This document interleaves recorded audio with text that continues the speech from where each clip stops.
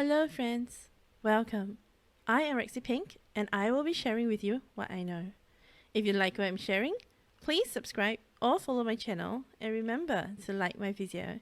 Thank you so much for your support and let's dive into it.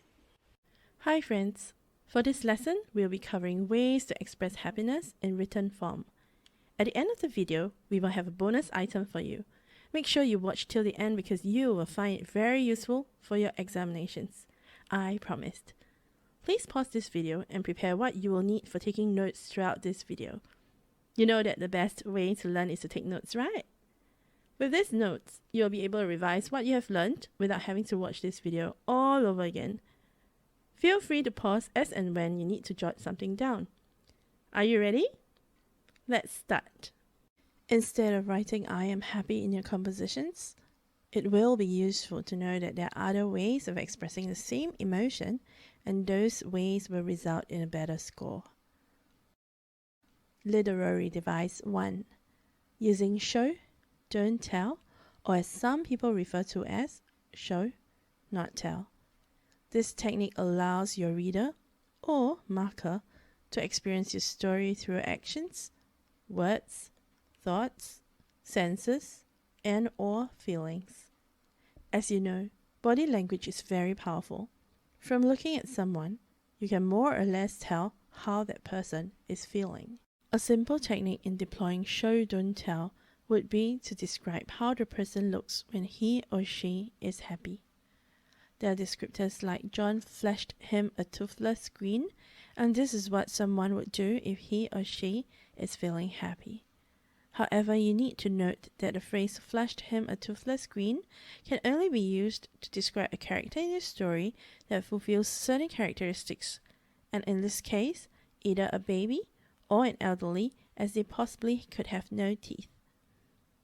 If you happen to have a great memory, it is highly recommended that you memorize specific phrases which can only be used in certain contexts so as to provide a richer description. If you have constraints in terms of memory, I would highly recommend for you to remember the more generic phrases that can be used in most situations. Here are a few examples. He or she let out an ear-splitting cry of joy. Or, walking with a spring in his step, he headed home. Lastly, their giggles escalated into guffaws. Another literary device that can be used will be alliteration. Alliteration is the usage of the same letter or sound at the beginning of two or more words in succession. Take for example, she started to make huge happy hops around the room. As you can see, the letter H appeared 3 times in succession for the words huge, happy hops. This technique is simple yet powerful. It is pretty hard to come up with 2 or more words that start with the same letter or sound. If you can achieve that, it will be a huge plus. Another method would be to use a metaphor which replaces a descriptor with an object or an idea that it represents. For example, in high spirits, he left the house. In replacement for happily, he left the house. He was over the moon when he heard the news in place of he was happy when he heard the news. You can also adopt the usage of colors, as colors are commonly associated with feelings, so you can use them to your advantage. For example, his face turned red from laughing. A simile is used when 2 items share a common characteristic. For example, she was as happy as a lark. Oxymoron is a contradictory combination of words that appear side by side. For example, it was seriously funny in her opinion. Something that's serious shouldn't be funny. That is why the first word contradicts the second. Hyperbole is an exaggerated expression. Her smile was a mile wide. It isn't possible for her mouth to stretch a mile wide. So, it is an exaggeration. Thus, it is a hyperbole.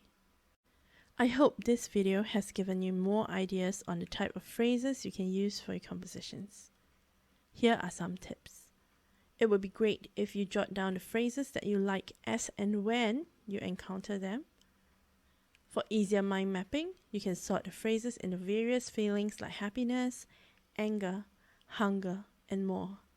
The slides provided before were given to invoke thought. You now know that phrases were crafted based on a certain literary device. It is useful to know what they are, but if you cannot wrap your head around the different devices, you need not fret over it. Here is the bonus section that I had promised you. It is a compilation of phrases from which you can choose from. Do choose at least 5 to 10 from the list and commit them to memory, as there is no way you can bring a compiled list into the examination hall. The best place to keep the phrases would be in your head. Do note that some of the phrases could be listed under 2 different literary devices, but I had only supplied you with one of them. Please pause at every slide to copy them down if you do not have enough time, and keep them handy for when you need them. Here you go!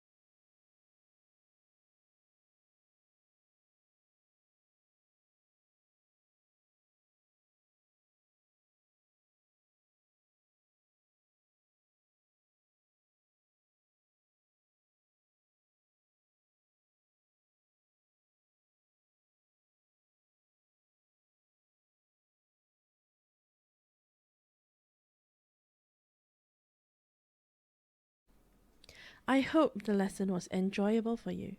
See you soon in my other videos. Have a great day ahead, and bye for now.